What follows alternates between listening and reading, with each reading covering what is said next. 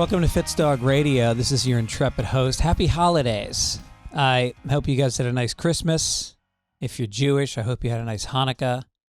If you're atheist, hey, how you doing, atheist? Christmas is over here, and we're getting ready to head out to Joshua Tree, which is about 2 hours out into the desert. We rented a house with a ping pong table, a pool table, a bocce court, hot tub, and we're with my wife's family. Her brother and sister-in-law flew in from South Africa. Nephew flew in from England. Other nephew flew in from New York. Mother flew in from New York. So we're 9 of us sleeping in the house for about 10 days and having a blast. Just great outdoorsy people, having fun, a lot of farting, a lot of bathroom use. And my nephew is here. My nephew, who I've talked about, is he was a Bud, which is a Navy SEAL trainee, and got very close to getting into the SEALs. Very tough guy, does MMA and all that, and he's about 29 now. And my whole running joke is that I feel bad, and I always apologize to him that I never molested him, because that would have given him a more interesting life. Would have given him a little bit of an edge. So I kind of hit on him. And that's the running. Is that appropriate to even talk about? Anyway, I'm going to do a very short intro because we're literally walking out the door. And but I wanted to get to this amazing conversation with David Feldman. Feldman is one of the best. I know I said that about a lot of guests, but Feldman is truly just a purely funny human being. And we had a great talk last week. This is the conversation. I got some stand-up dates coming up. Milwaukee Improv, December 29th through the 31st. New Year's Eve, come on out. Den Theater in Chicago, January 13th. This is it's going to sell out, so get your tickets now. Atlanta Punchline, January 18th through 20.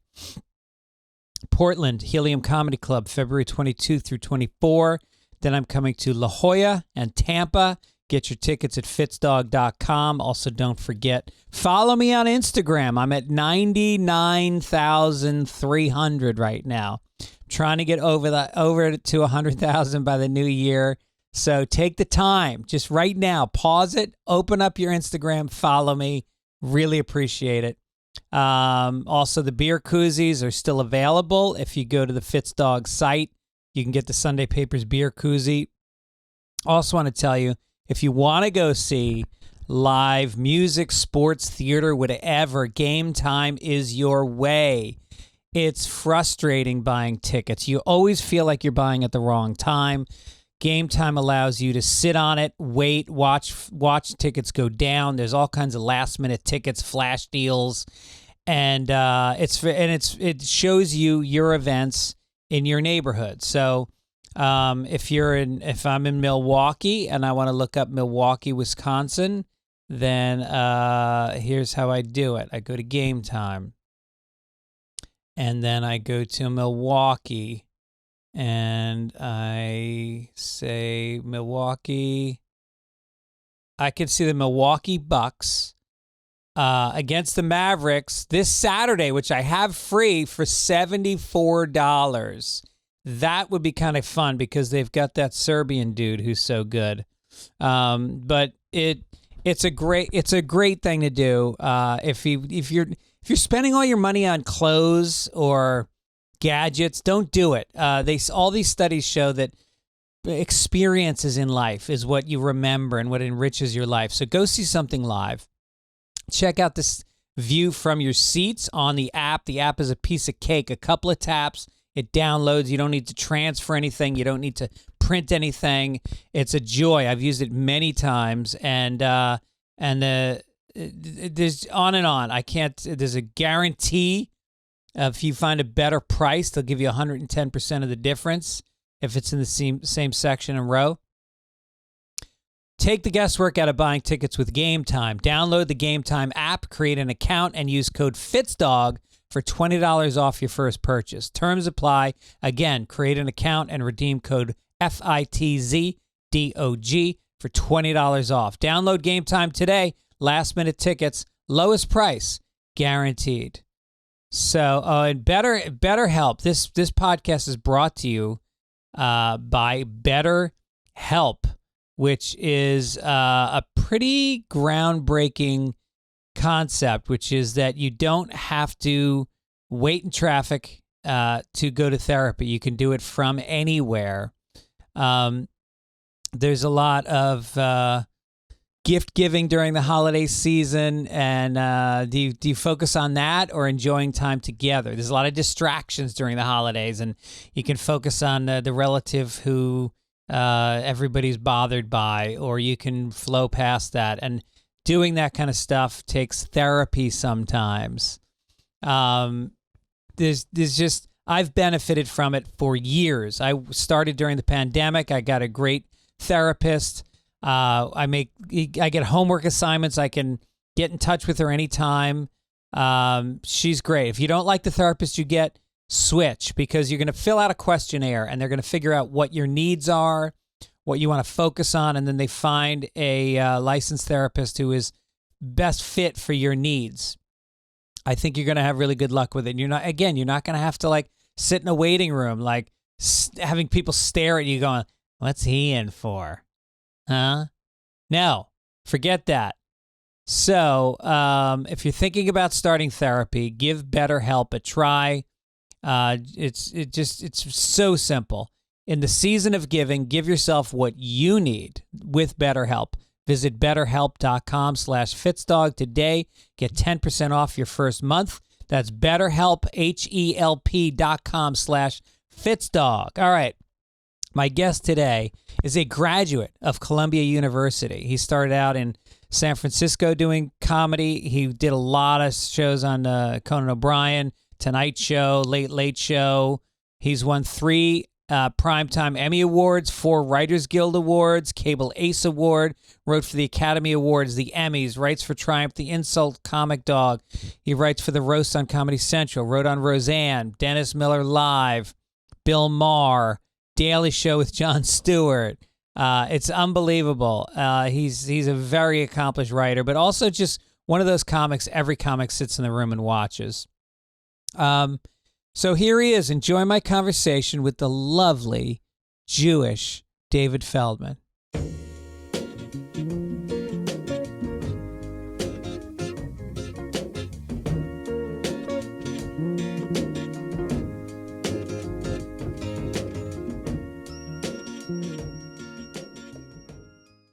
On the podcast now is a man who should be on the podcast every week. If I lived in New York, I honestly think we would have to do something together. This guy is absolutely one of my favorite people in the world. I have more respect for him for being an independent voice. I hate when people say brave. That's so gay. But not a lot of comics will say what they think and be as funny when they do it. Dave Feldman, welcome to the show. Thank you. Thank you so much. It's a privilege to be here. Thank you. Oh, don't be sanctimonious. Yeah, I mean, we're 8 seconds in and you haven't insulted me yet. What's going on? I don't insult people.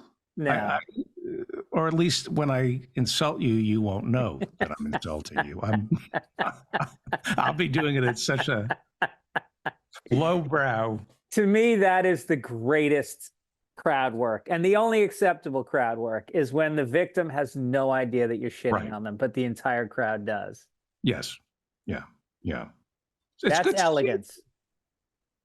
It's good to see. I haven't talked to you since my mother died. Oh, Jesus. Wow. Well, how long ago was that? This morning. Was it parachuting? Yeah. Oh. I would get on top. She never wanted a parachute by herself. I would ride her back. And it turns out I was like on top of her parachute. Right. So I held on to her all the way down, and it was a soft, cushiony landing. She didn't make it, I did. And in the Jewish religion, you bury them the next day. So right. But she was already half buried, I would imagine. You just had to throw the dirt on top. Yeah, that was nice. Unfortunately, it was a Gentile part of the cemetery. But I'm doing the show, and then I'm going to go back and gather her up and put her in the right places. Try to put her back together. And has she left you anything in the will? Unbelievable how much Really? Oh my God. I never have to work again. It's unbelievable. No, wait a minute. Your mom really did die? This morning, yes. No, when did you die? When did your mom die? Why you think I would lie to you about something? This is how important you are to me. I'm in mourning, but I'm still doing the show. See, I don't know when to take you seriously. No, she died about a year and a half ago. A year and a No, I've talked to you in a year and a half, haven't I? I think last time I did, about that time. I think it's been, I kind of slowed down after. Was there any tension with the will, with the estate? You have siblings. Was there any? We're still fighting it out. We're talking. My mother was an oil heiress, and we're fighting. There was so much money that it's just. What will you do with your share? Oh, I don't know. Probably buy Jeffrey Epstein's island. I mean, there's just so much. Yeah, and just lower the age. Those women were getting a little long in the tooth. Some of them were like 15.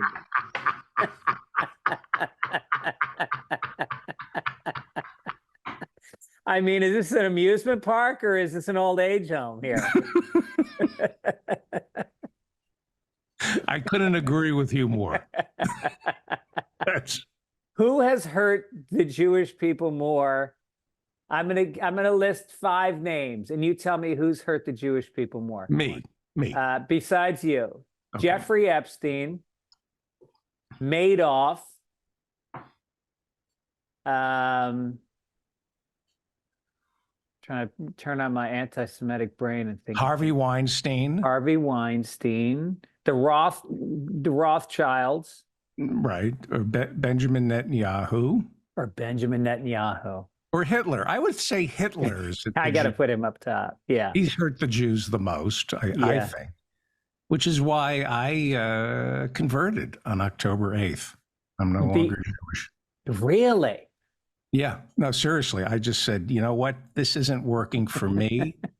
It's too dangerous. Yeah. Who needs it? Right. What am I getting out of this? Yeah. I didn't choose to be Jewish. I was born into this religion, and I'm done with it because it's a pain in the ass. So I've changed my last name. What is your new last name? Well, I wanted to honor my parents and my grandparents, so I shortened Feldman to F. I'm David F. Now. I just circumcised the entire name, and I'm just David F. I think pho might be a Korean sushi dish, isn't it? Isn't it some kind of Oriental cup of raw fish? Pho. Maybe. Yeah. So people think I'm Korean. Yeah, which is better. Well, they say the Koreans are I could pass for Korean, right? Well, they say the Koreans are the Jews of Asia. And I'm not making that up. They're like the hardest working. They're very family oriented. You know, they're the most disliked in Asia. They're looked down upon. And aren't there Koreans who are named Jew? Isn't J-U like a Korean name? I'd have to check with Bobby Lee. Okay. Yeah. Is he Korean? He's Korean. Yeah, he is Korean. I call him different Asian races each time I see him, and he seems to really get pissed off. Like, not kiddingly gets pissed off. And You know, and the amazing thing is Andrew Santino does a podcast with him, and Andrew does his mother's Asian voice. And it's pretty amazing because like you can't do that. You can do, hey, what's the matter for you? Or hey, I'm going down to the bar. Like you can do any fucking accent, but not Asian. Why is that, David Feldman? If you're Asian, you can do it. If you're Asian, you have no choice. Yeah. Right. Yeah. In other words, if you imitate an Asian, it's considered taboo. It's considered offensive. So why aren't we doing it right now? I will say this. I won't do the accent, but I will say this. Their music is the worst in the world. There is nothing worse than ding ding ding dong dong dong ding. What about the boy bands that you and I jack off to all the time? The K-pop. Remember on the road? You and I just sit on a couch with the music off, the sounds off. You use my hand, I use your hand. And it's not gay because it's not gay because we're wearing firm mittens on our hands, so there's no contact. No, we're not looking at each other. We're looking at the video screen. We're looking at the TV screen where the young Asian boys, who are hairless, by the way. I mean, I've looked really close. I don't see any hair. No. Like with the jeweler's loop, I would watch you bend over the screen looking for any sign of hair on these boy band singers. And then we'd sit on the couch waiting for the show to go. And I'd say, can you lend me a hand? And you'd reach over and we'd watch the boy bands all day. I remember we said it's called K-pop because it stands for Kleenex and then popping into a Kleenex. And who are we hurting other than the cleaning lady who we accidentally slaughtered when she walked in on us? We did have to slaughter her. We did have to, but who are we hurting other than people who just open hotel room doors without knocking? Well, it's our fault. We unlocked that door that opens to the room next door. And I think when they heard the loud Korean pop music, they were curious, and they had to die. It's so sad. Right. Yeah. But who are we hurting, really? I don't think we're hurting anybody. How many, in the course of a year on the road, how many killing sprees do you go on to let off steam? It depends. Like, usually I'll wait till Friday night because then I've realized that my ticket sales are low and that I'm not as funny as I thought I was. And then I will just slip into the darkness and I'll take one human life. And somehow the next night I fucking kill. Like I destroy on stage. I have to kill to kill. See, that's the difference between you and me. To me, if I kill before I go on stage, I kind of feel spent. I'm not hungry. If I'm on stage and I know afterwards I'm going to kill somebody, then it's like there's a treat waiting for me. So, do you assess the crowd? Do you maybe pick a heckler and kill them, or does it feel sweeter when it's a pure, innocent life? I'm not judgmental. Yeah. I don't like to judge my victims. I think they're all equal. Yeah. I don't single anybody out because of their race, gender, sexuality, ethnicity, religion. I believe all people deserve to be killed. I do. It actually shows how open-minded you really are. I'm very open-minded. Yes, so unjudgmental. And when I am murdering, I see one color: red hot rage. It doesn't matter who you are. Now, does that help when it's an indigenous person seeing red? Does that make it easier?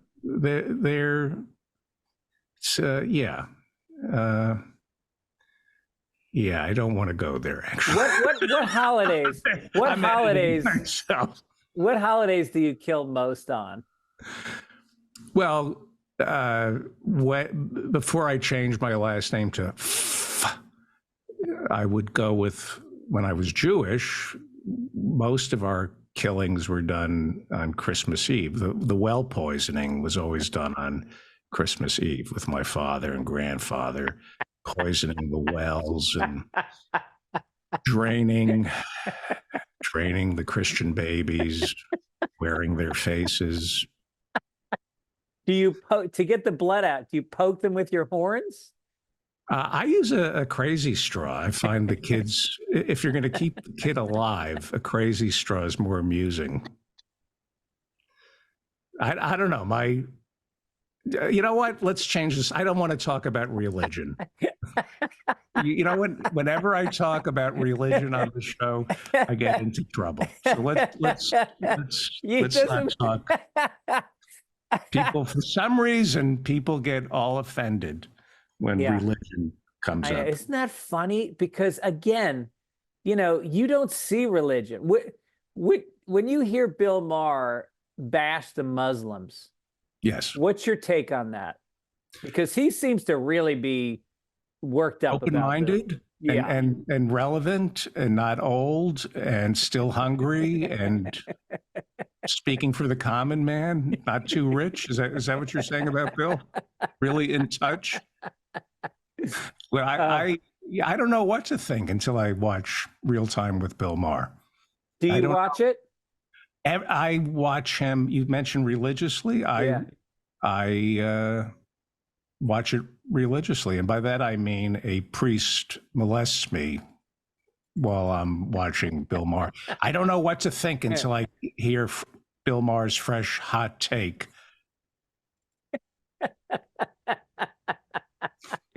And the crazy thing is, you wrote for the show. I wrote for the show very briefly back when it was in New York, when it was what was it called? Politically Incorrect.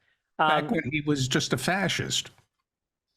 Well, I mean, people like to use the word I'm a libertarian. Libertarian has been kind of a cloak a lot of racists put on themselves. Yes. Do you agree? Absolutely. Or just a fascist. Like, I don't believe in government unless it's just the military ruling your life. Like, the only role of government should be keeping us safe. Yeah. So I believe in small government, except for just government controlling every part of our life, like the military and the police. Yeah. That seems to be the libertarians. Yeah. Libertarian is code for I'm a fascist. Yeah. Yeah. They're tough. They like to be tough. There's like this kind of macho persona that goes with being a libertarian. But there's been good libertarians, right? I mean, some candidates over the years that were libertarian I like. Drew Carey's a good libertarian. Is he? He's a libertarian. Oh, I didn't know that. But he served our country. Yeah. Yeah. And by that, I mean, he hosts The Price is Right. And thank you for that's the ultimate sacrifice that Drew has made. Somebody has to host The Price is Right. And I think, didn't Drew serve in the military? I think didn't he go to jail? Oh no, that was Tim Allen. I think Drew Carey. I could see that. Like he used to have he had the haircut, so it's entirely possible. I'm pretty Guys, once you serve in the military, they keep that fucking haircut, don't they? Yeah. They keep the benefits. They keep the discounts at the PX. Yeah, yeah. And they keep the haircut. I'm not gonna. Let's not go after the military. There was a guy in the military the other night, and he was very nice, and he told me a lot. And I didn't thank him for his service. And then about 10 minutes later, I was talking to a woman in the front row who was a waitress, and I said, "Thank you for your service."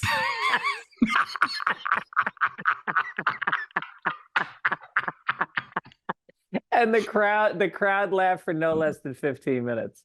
Yeah, I since my divorce, I was involved with a a woman in the military, and she died serving our country. Oh, that's Ashley nice. Babbitt. Do you know who Ashley Babbitt is? No, who's that? Oh. Was that a reference I should have gotten? She was one of the heroes of January 6th. She was one of the veterans who tried to crawl through a window, and apparently the Capitol Police weren't in the mood to watch Nancy Pelosi hanging from a noose, so they fired a shot.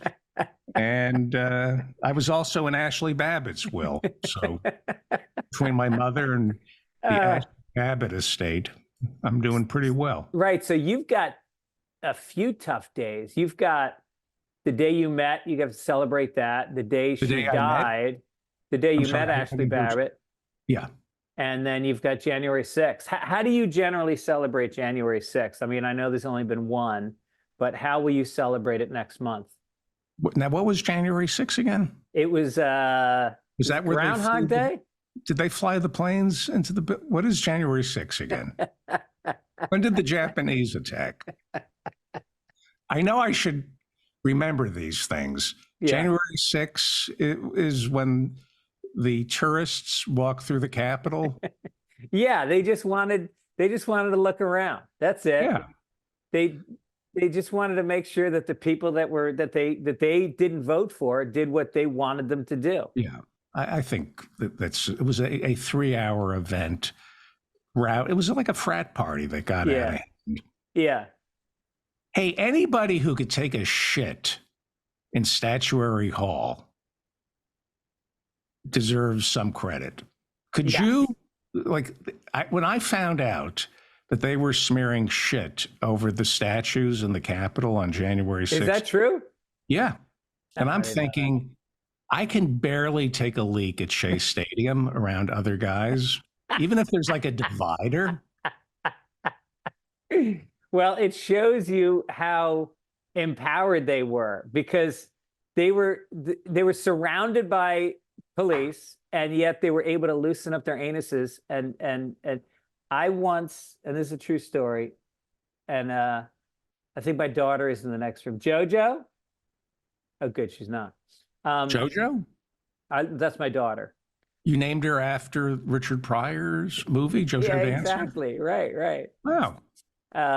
Did she grow up in a brothel too? I'm not going to talk to you about my daughter. Okay, because I grew up in a brothel. I know you did. Yeah. It's really screwed up.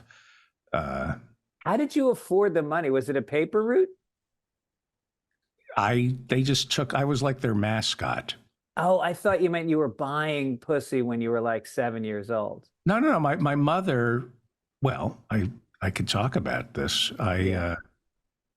My mother, I am the illegitimate child of one of my mother's customers. And I grew like, I never knew who my father was, other than Rooster, the guy who ran the bordello in New Jersey that I grew up in. Rooster was kind of like my father, and didn't raise me too well. Kind of just, he had different ideas about keeping women in line than I did. I had to readjust when I went out into the real world.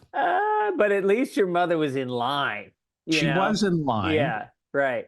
But I didn't know that women talked back until I was 18 and left the home. And I had no idea that women just...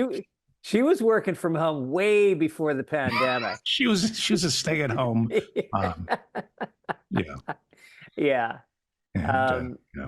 Well, so anyway, the story I was going to tell you is when I was about maybe 13, we used to hang around. I grew up in Tarrytown, New York, and there was a college, Marymount College. It was an all-girls Catholic school. And so we, of course, spent inordinate amounts of time up there and just harassing the college students, mostly like Puerto Rican girls from the Bronx. And so I got Jenny from the block. Yes. Yeah. And so one time we were in the elevator, at this before there was any campus security whatsoever. The good old days. The good old days when a man could express himself. And so we're in the elevator, which only had 3 floors. And we got on the 3rd floor, and my friend Brian dared me to take a shit. I dropped my pants, I pinched a loaf, and I was done by the time the doors opened on the 1st floor, where 3 girls got in as we were getting out. Wow. Yeah. That's worse than farting in an elevator, I think. I think so. Yeah. One is a burp and the other one is a vomit, you know? Yeah. Yeah. So you left it in the elevator? Yeah. And then we ran. Wait a second. You were able to take a dump while somebody was watching you. While my 2 buddies were standing there watching me, Tommy Bucci and Brian Van Horn. That's amazing. Yeah. I can't even watch myself. I have to wear blinders. I put on blinders in order to be able to go. And I have to wipe with my left hand because the right hand I use for eating. So I wipe with the left hand. Wiping, is that a term I'm supposed to know? What does wiping mean? You just flake off, let it dry. What are you talking about? No, seriously, what is wiping? Is that like, are you getting even with me for the Ashley Babbitt? Yeah, you rub it around. What is wiping? You take a piece of paper and then you take the extra shit and you rub it around your ass. I don't know where you're going with this. It's just it helps other men identify you when you see them. You know how dogs smell each other's asses? And me. Yes. Dogs are always smelling and licking it too. That's how I clean. I have 5 dogs who follow me into the bathroom and they clean me afterwards. Right. It's like a living bidet. It's And Louie. Louis C.K.? Louis C.K., 5 dogs, and then Louie finishes me off. He hasn't been doing much since, I don't know what happened, but... he just did Madison Square Garden. What are you talking about? Louis Bidet is what I call Louis. So I just had Robert Smigel on the show last week, and I mean, I think that's the reason you're on right now is we... Yeah, everybody, I forgot how many people actually listen to your podcast. Very few, very few. No, I mean, everybody thought like I died. I got so many people contacted me, and after my name came up. Yeah. Well, that's right. When Greg Fitzsimmons actually has an audience. Yeah, yeah. Which is amazing. That must be nice. It is nice. But what's nice is that it reached you, and then people started saying, "Why aren't you guys doing it?" It's been a while. Smigel is I'd met him once before. I was the head writer on Dave Attell's Gong Show, and he was one of the celebrity hosts, and we got to hang out. And as you know him, he is just the warmest, funniest, coolest dude. And man, did he rave about you. I wish I could extend the same courtesy to the man. Won't stop. No, I'm kidding. I love Robert. Oh, I didn't know. Oh, thank God you love him. Thank God. I was going to go somewhere. Robert is, nobody makes me laugh harder than Smigel. I mean, there's, it's incredible. If you watch SNL, I shouldn't say this, but if you watch SNL and you laugh really hard at something, and I'll go, "Did you?" and it'll just like nod, like, "Yeah." Oh, yeah, really? I did that. He's very shy about admitting to, but Odenkirk said he single-handedly saved sketch comedy. Robert Smigel. That's not me talking. That's Bob Odenkirk saying Smigel single-handedly saved sketch comedy. Well, did he come on in the wave right after Lorne Michaels returned to the show? Is that about the time he came on? I think so. Yeah. Yeah. I think he came in with Sandler and all those guys. Yeah. Farley. And I think I don't know, but he's pretty amazing. Yeah, he's pretty amazing.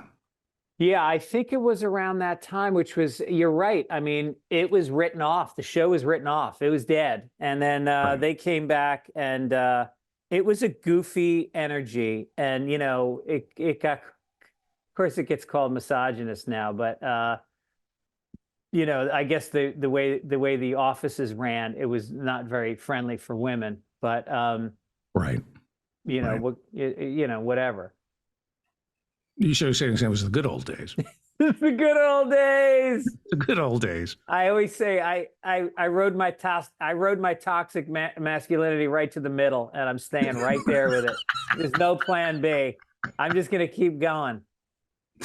Listen, I read, there was a Rolling Stone article about Jimmy Fallon's toxic work environment. And God bless young people, because I read about Jimmy Fallon. I go, sounds like a great place to work. Yeah, to me. right. It's just like, how is it? Crying rooms? We didn't have a crying room. Yeah. When I started out, you just had a breakdown on the floor in front of everybody. You had the privacy of a crying room. No, I agree with young new people in showbiz. I'm being serious. I just always assumed work was going to be where you were emasculated, humiliated, and you, in order to receive a paycheck, it's a permanent panic attack. Yeah, right. Apparently, younger people don't see it that way, and God bless them for that. I don't think it makes you stronger.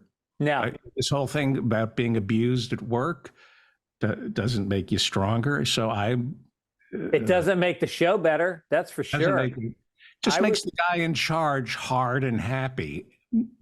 Don't say guy. You forget that I wrote. I'm talking about the abusive. Oh, you're saying women? I'm saying I wrote for Ellen DeGeneres, and that was the most toxic place I've ever worked in my life. And I wrote for Bill. I wrote for Jamie Foxx. I wrote for some crazy fucking people. But Ellen isn't nice? Ellen. Are you kidding me? Oh, did you just stand up with her back in San Francisco? I might have. Oh, no shit. Yeah. What was she like then? I always wonder what she was like as a pure comic. Ambitious. Yeah. But which you're not allowed to say. Honestly, I never had a bad. I opened for her. She couldn't have been nicer. Yeah. I got a bad review opening for her that I have somewhere. Really? Yeah, like Feldman's obsession with flatulent jokes. Like they accused me of telling nothing but fart jokes before Ellen came out. And I thought that was unfair because I did a lot of queefing jokes as well. You know your audience, yeah. I know my audience. But no, I honestly have never had a bad experience with Ellen, but I didn't work for her. Yeah. And I don't necessarily, I'm not defending Ellen. I think they get into a bubble and then people, I mean, I've been in situations as a writer slash kiss ass where it's almost in your best interest if the star of the show is impossible or people think the star is impossible. So you then accrue power. People go, well, can you talk to him? He's like you want the star to be unapproachable because that creates work for the managers, the agents, the producers, the intermediaries. Yeah. Sometimes the stars aren't pricks. It's just the people around them say, "Oh, let me speak. Let me speak to the star." Yeah. If you say Ellen used to hang the comedy writers, Is that what you're saying? That she actually got a noose and would hang the comedy writers? It was weird because she used this whip, and I wouldn't call it a whip. You know, in the old days they'd call it a switch or whatever. But what it was just soft enough where it would cut the skin, and you but you couldn't show it to human resources. It looked like, you know, just you know, like just enough to pierce the skin, but not enough to make you come.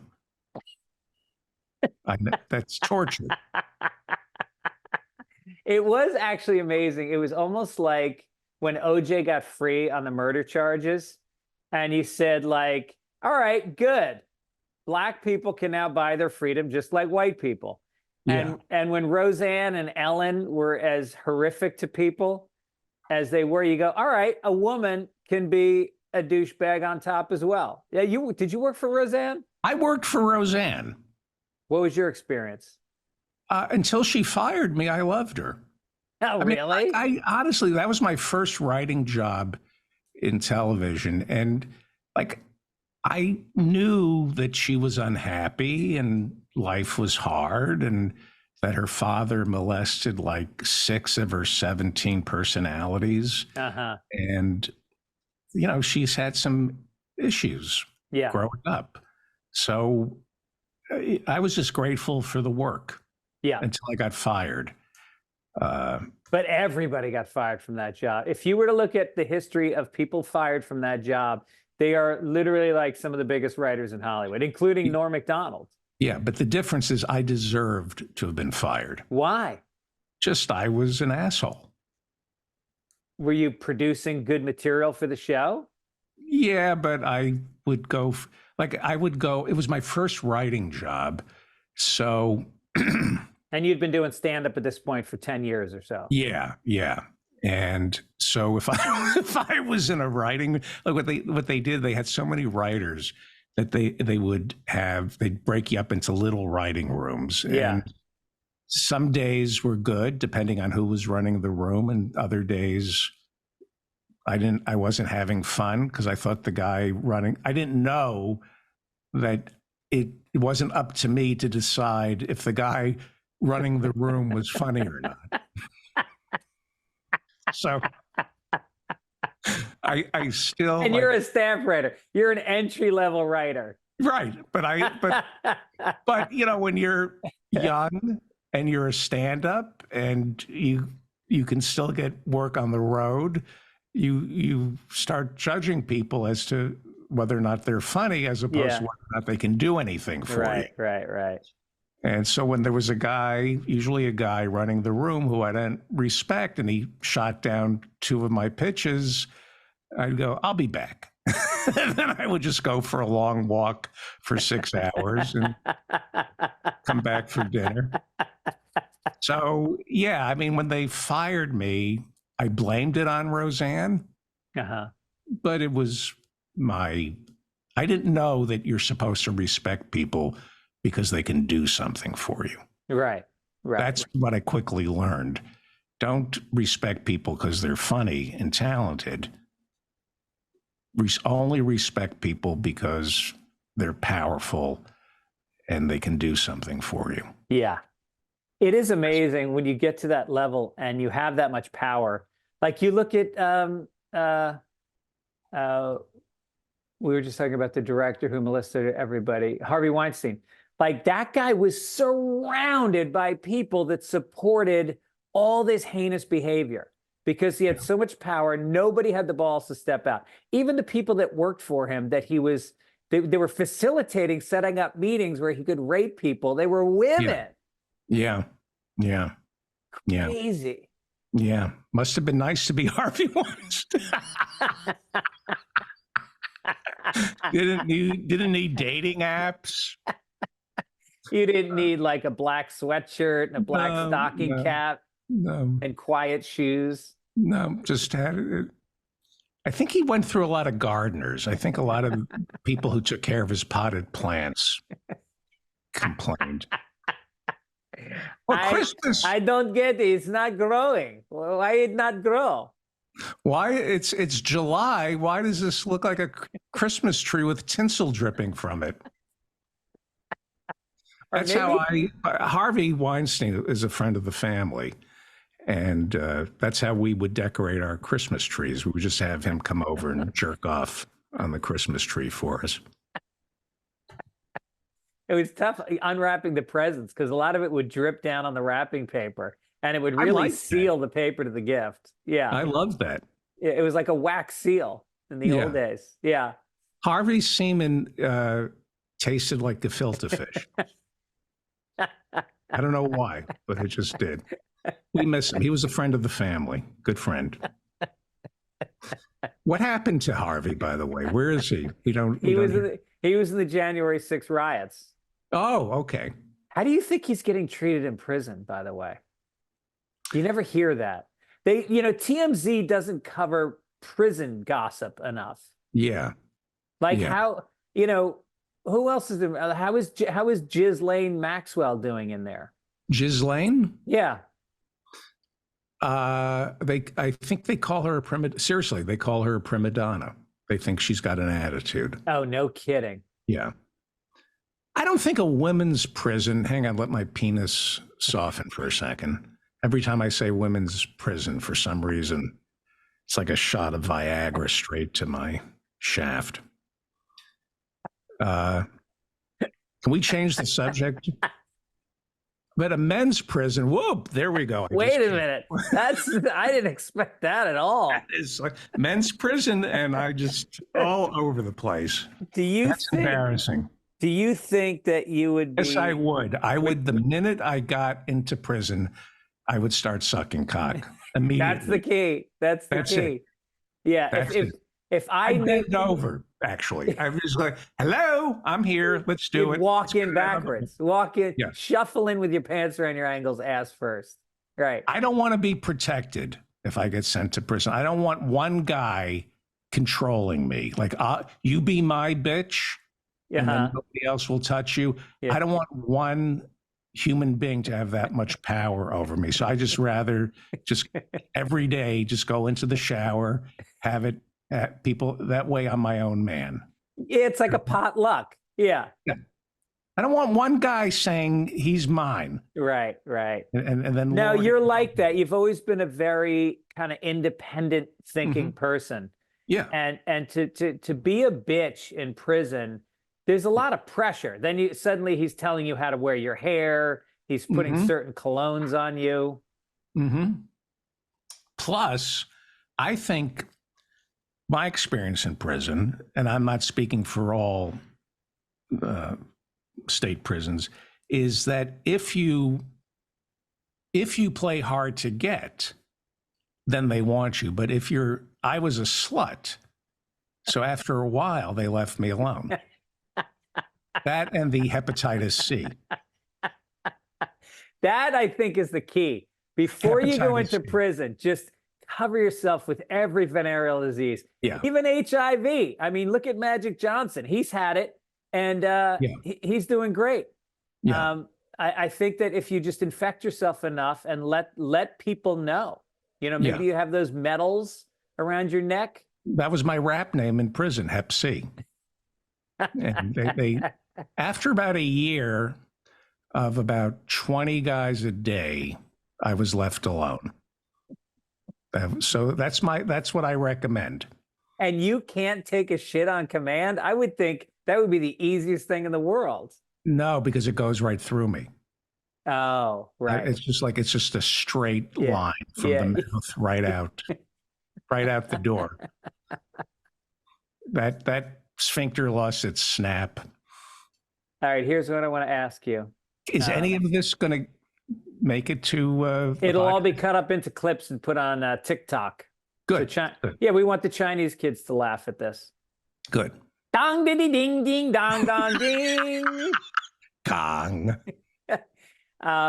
Late night talk shows. I want you to rank them: Colbert, Fallon, Seth Meyers, Greg Gutfeld. Put them in order. Gutfeld's the best. Why? He says the things we all want to say, but we're too educated to actually say it. I watch Greg Gutfeld and I think, wow, that is so brave. You know, I think he does speak for the people who can't speak or read or think. The common folk.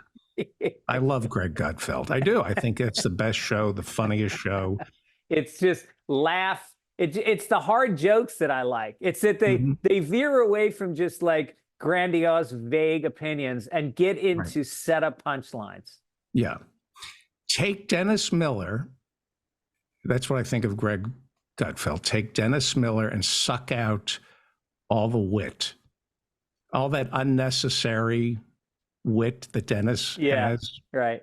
And just have the vitriol without the payoff. Yeah, right. It's genius. And the casting. Oh my God. The people they get on that couch. They get funny MMA fighters. They get funny bloggers. All the best fringe people. He is the king of late night. All right. So who's second? Nobody. That leaves just you... Greg Gutfeld. Dude, let me tell you something. He's beating them all in the ratings. That's the crazy thing. He is the king, the Il Duce. How do you explain that? He found a niche. Yeah. That the other late night hosts weren't providing. Right. Being unfunny. Right. People are saying, you know what? I'm trying to fall asleep. If I laugh, that stimulates my organs. What about a guy who isn't funny? Yeah. Maybe I'll fall asleep. No, I mean, there's an underserved market in late night television. Right. Fascism. Nobody's better than Greg Gutfeld. All right. So I won't have you dish on anybody else. Well, who else is there? Craig Ferguson? He's gone. Oh, okay. What about, let's see, the British guy? Corden? James Corden. He seems like a nice guy. I hear he's a nice guy. I hear James Corden is the sweetest, most understanding. He's great with waiters and waitresses. And flight attendants. Right. He's just a kind man. Yeah, and I think it really shows through in his interviews with people. They never seem like underneath there's a jealousy and a hatred. They always seem just straightforward positive. Right. Yeah. You know, they say that the comedians who are kind of grumpy and cruel on stage are really nice and softies off stage. Right. And that's not true with me. I'm worse off stage. That's not true at all. You're one of kids. Ask my kids. Well, your kids. That's very loaded. That's very loaded. Yeah. I think anybody that knows you knows that you actually are one of the kindest people. And I think you're angry because this country really is so far off course. And you can't be as educated and as informed about what's going on in the world and not be very angry. But I don't think that that's taken away from you as a person and obviously your thing with your kids. I mean, I have no idea what's going on there. Yeah, I just wish I could see them. Really? Yeah, I'm blind.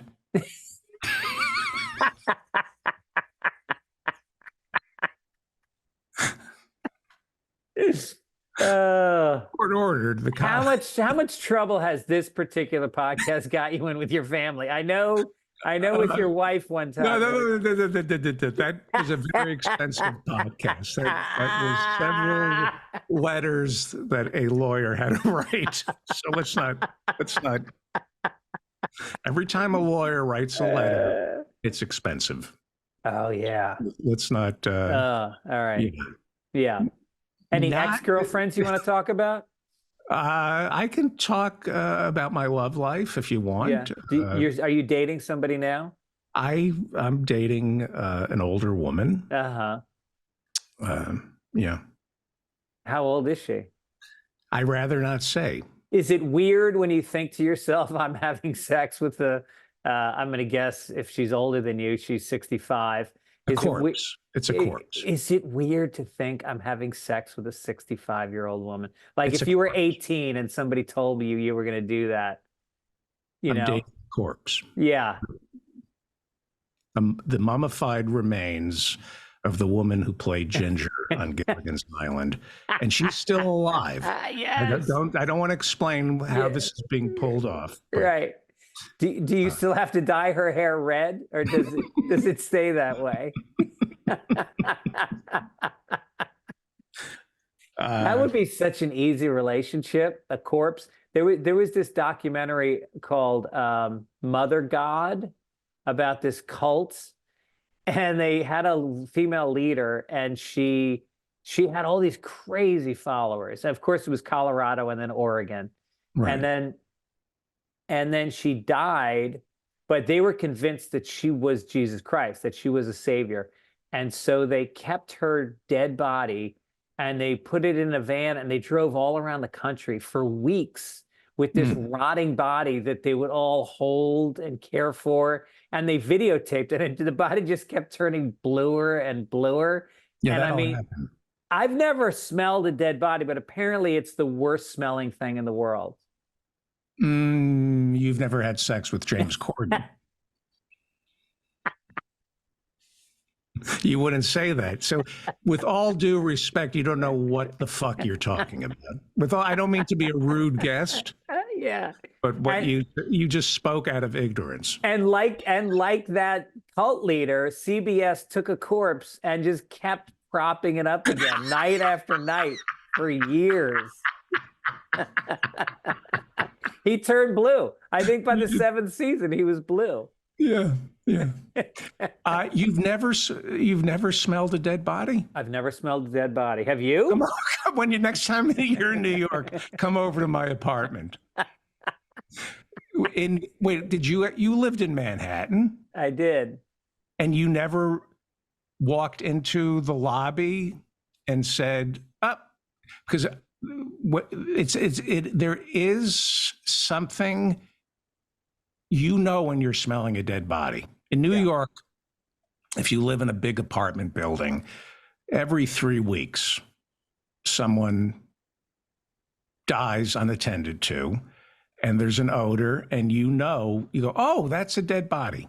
Like the first time you go, I've never smelled a dead body before, but that is a dead body that has been sitting for 5 days.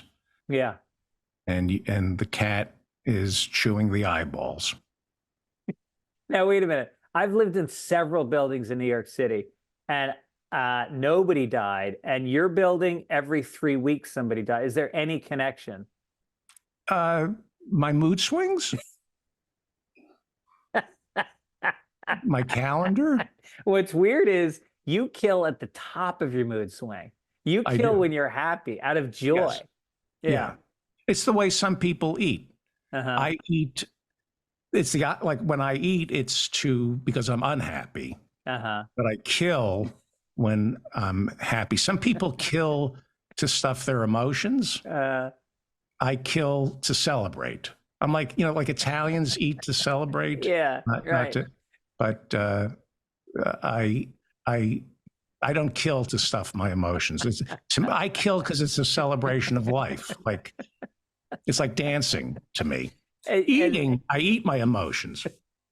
So wait a minute. Does that mean when you kill, you're joyous, and then when you're eating the body, that's out of sadness? Do you become sad after the death, and that's what makes you eat the body? I don't eat the body. Oh, I'm sorry. I crossed the line. I apologize. I never eat anything I have sex with. That's why I don't eat lamb, dog.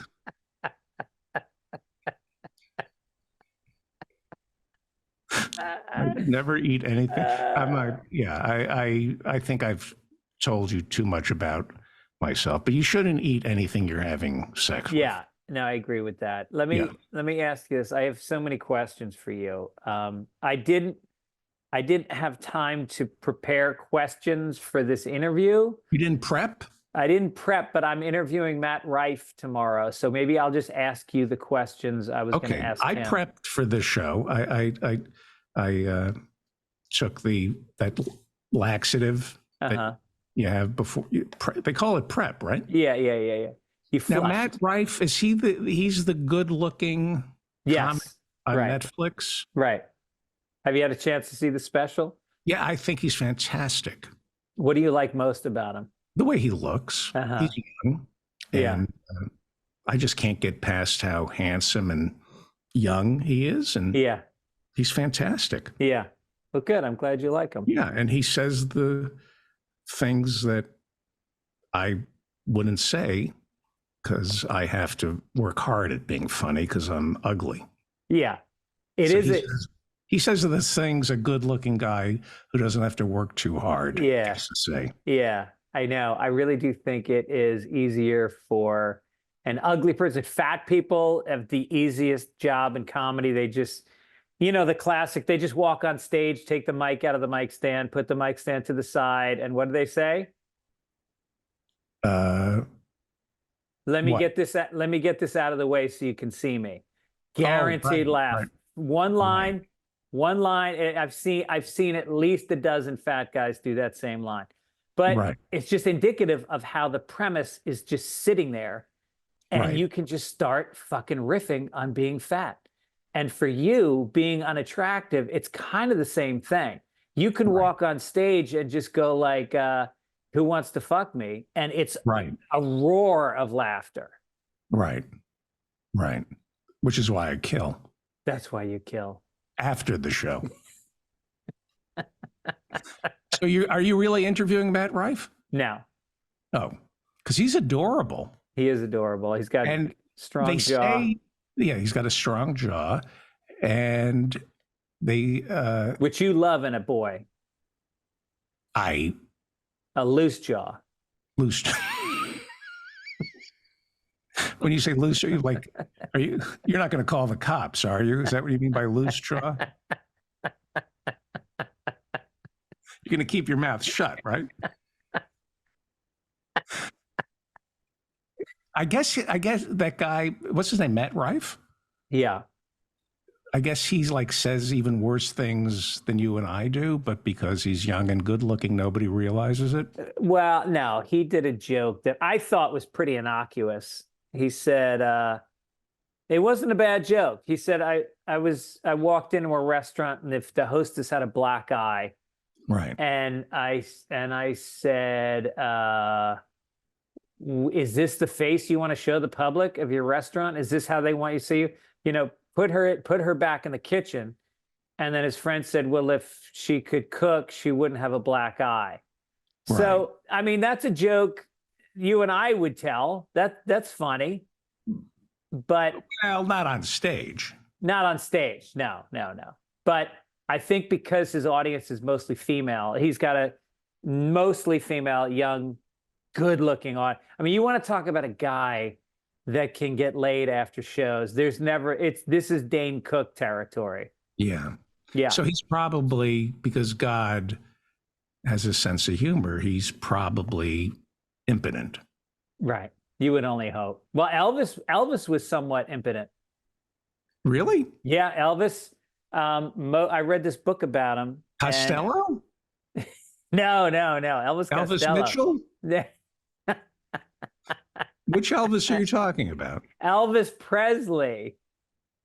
He would snuggle. He was a big snuggler, but refresh my memory. Elvis Presley. He was the guy that married the 14-year-old, but somehow was America's sweetheart. Oh, so Elvis was impotent, which is why they had to shoot him from the waist up, because it was embarrassing. He didn't have a hard-on on the Ed Sullivan Show. That was the big thing on the Ed Sullivan Show. Yeah. All the singers had raging hard-ons, and Elvis didn't have a hard-on, so Ed said, shoot him from the waist up. I didn't know that's why they shot him from the waist up. He couldn't get it up? I think he did at first, and then he started getting on a lot of drugs and couldn't get it up at all. Meanwhile, he's dating, every beautiful bombshell in Hollywood, including Marilyn Monroe. So that's the secret to not being able to get it up, is how you meet beautiful women.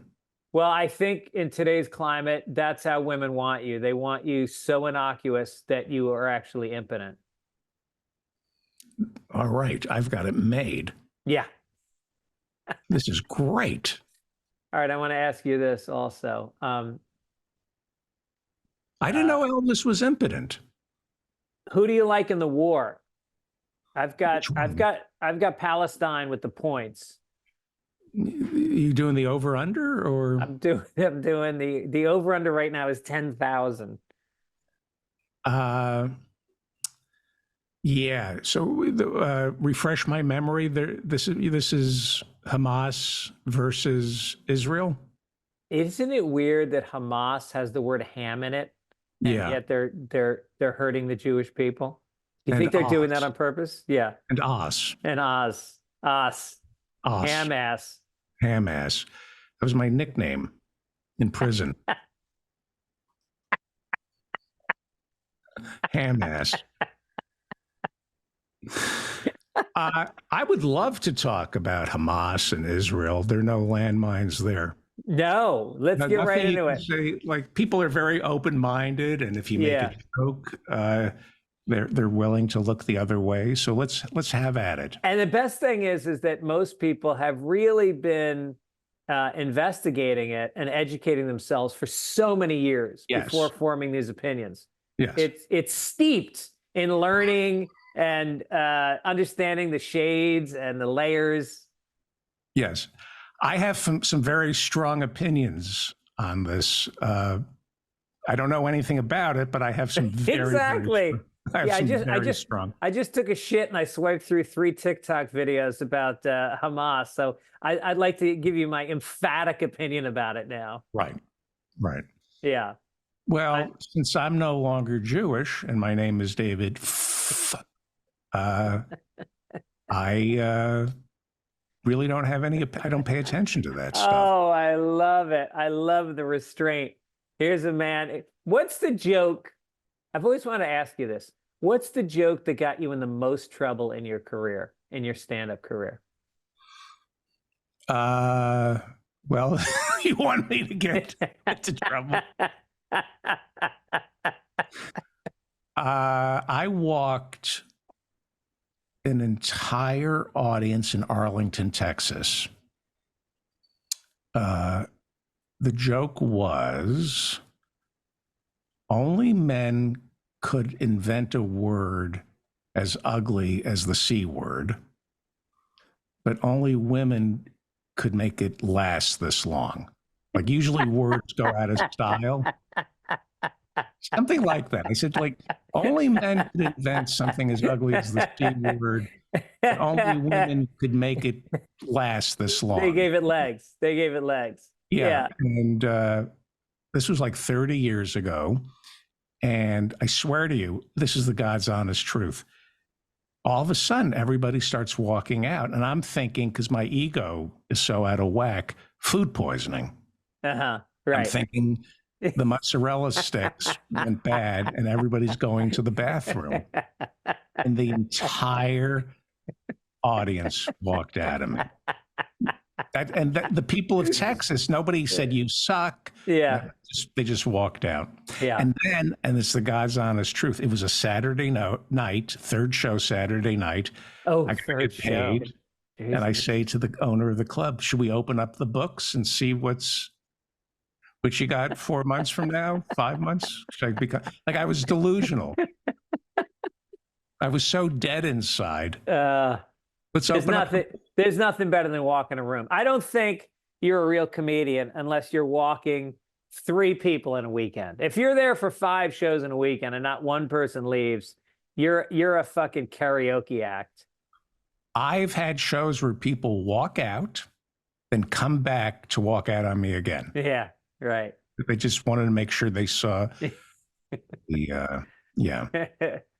All right, we've come to the segment in the show called Fastballs with Fitz. Fastballs with Fitz. Yeah, these are questions I ask all of my comedy guests. Okay. And you just answer them straightforward. And I think I've been pretty honest with you today. Extremely honest, yeah.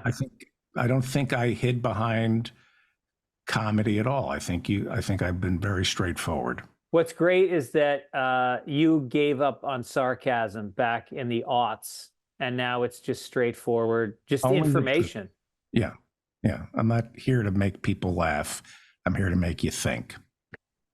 And Think about walking out of the show. Have you ever saved somebody's life? Yes, I changed my mind. Sometimes you just go, not worth it. You know, it's like, I'm going to need that Tommy John surgery before you know what? It's not worth it. I don't want to have to dip my strangling arm in a bucket of ice like Sandy Koufax. I'm taking the night off. We're done. So yes.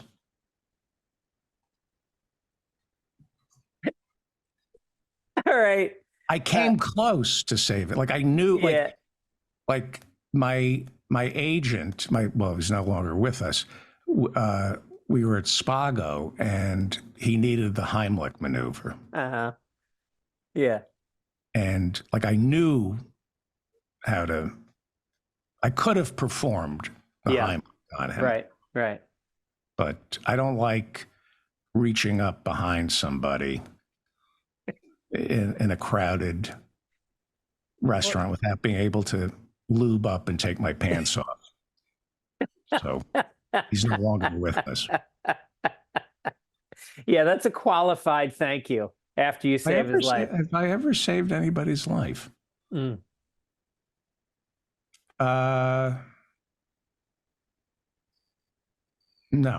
Okay. I don't think it's worth it. All right. Who is the worst opening act that you ever had in your life? Go on before you. The worst opening act? Yeah. Maria Bamford. No. Yeah. What happened? I brought her to San Francisco to open for me. And she would do 20, 25 minutes and she would ruin the crowd. She'd say, okay, my time is up. And they'd go, oh, no, stay. Oh, really? Yeah, they loved her. Oh. And it was a week of that. Yeah. Then me, bring Maria back out. Yeah. Why did you think that was a fit in the first place? Did you bring her as the opener? Yeah. Because she's a genius. She's a genius, and she's gentle and she's vulnerable. She's everything you aren't. Yeah. And it was one of the worst weeks. There's one thing to be sitting in the audience and to watch Maria Bamford and know you're nothing. Yeah.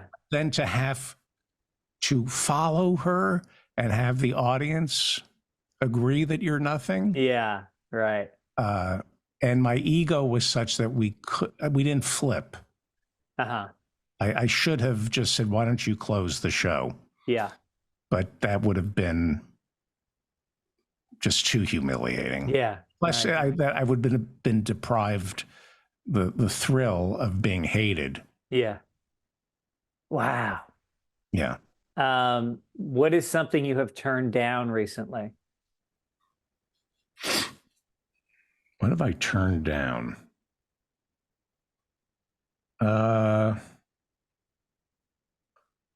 You mean like for work? Yeah. I don't want to insult anybody. Okay. So, I mean, it's not like my phone is ringing. It's not like anybody wants to hire me. Nobody wants me in a writing room the way they used to. Well, look, categorically, we're not being hired right now. It's not personal. And plus, you just don't want me. And I don't have a poker face if somebody's not funny. Yeah. I can't keep a poker face. You're right. Like. All right. Have you ever not finished a set on stage? Walked off. or been booed off, or did it end prematurely in any way at any time? The question is, have I ever finished a set on stage? Tommy T's and San Leandro, I had to walk off. The heckler beat me. You know, when yes, I've walked off. I don't need this shit. Yes, I have. Yeah. But not like Larry David would. It wasn't glorious. It's just humiliating and bad and unfunny. And nobody said, oh, that was great. That was just, wow, you suck. Right. You suck. Yeah. Was that early on? This year, yeah. Early on this year. Absolutely. Larry Brown and I used to do as they say, a double act. Larry Bubbles Brown. Larry and I used to perform together on stage like a comedy team. And we did a New Year's Eve show that they handed out the noisemakers, right? And Larry said, Happy New Year, you motherfuckers. And he threw the microphone down. We were Bub and Dave, the comedy team of Bub and Dave. And so he goes, Happy New Year, you motherfuckers. And we still had a half hour left. Yeah. We just went, we've been Bub and Dave. Good night, everybody. Yeah. So I have not finished. Yeah. All right. Well, listen, we have finished this podcast. If you want to hear more from David Feldman, it's called The David Feldman Show, and it goes up. Where do people get it? You have to come to my apartment in New York City to hear it. And do people leave? Does anyone get out? No, I have no. They don't. Well, no, they do leave, but in pieces. They end up in the bathtub, and then your door guy is like he always has a backpack on. It's very weird. This is a stuffed backpack on, and he reeks of Febreze, lime, and bleach. Mostly bleach with a little Febreze, and knockoff Aramis. Anything else you want to promote? Anti-Semitism. I think I've done a pretty good job of that. Yeah. But it's a relief not being Jewish anymore. Oh, I can imagine. You know, I gave it a good run. Well, you jumped on the bandwagon, and now, like any Fairweather fan, you're jumping off. I get it. Well, October 7th, I said, you know what? Not safe. Not a good idea. Right. Why don't I just stop? Yeah. And so it's just, you know, that was my choice to stop being Jewish. Yeah. So it's the David Show on YouTube. You can watch me on YouTube. Watch it on YouTube. He brings in comedians, but mostly politicians at this point. Well, right? These days, it's mostly, in all seriousness, it's mostly me just whining. I'm being serious. Without a guest? I don't do guests anymore. Oh, no shit. Really? Yeah. It's just me whining and complaining. All right. That's how I've decided to finish out the career.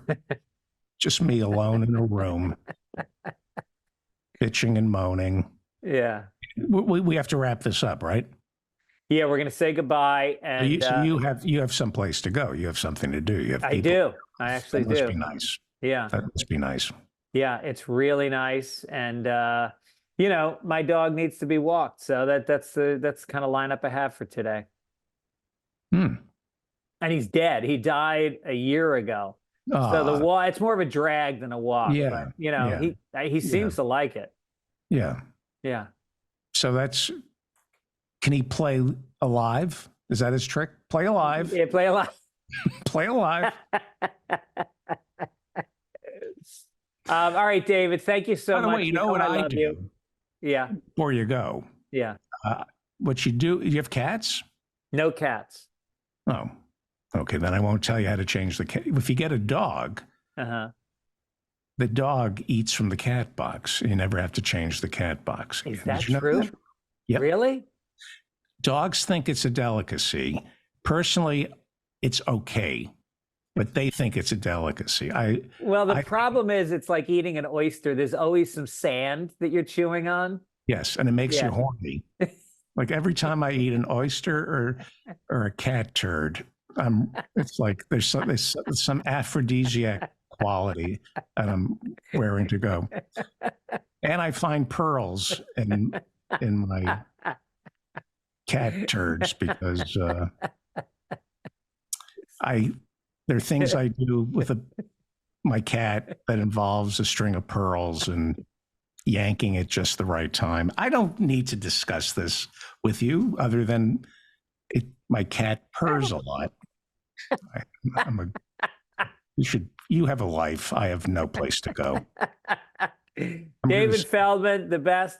Listen to his podcast, and he's going to get some tour dates again coming up on the website. Just keep an eye out for those. Yeah, keep an eye out. I may be coming to a city near you. Yeah. All right. Thank you, my friend. I love you. I forgive you. God bless. God bless.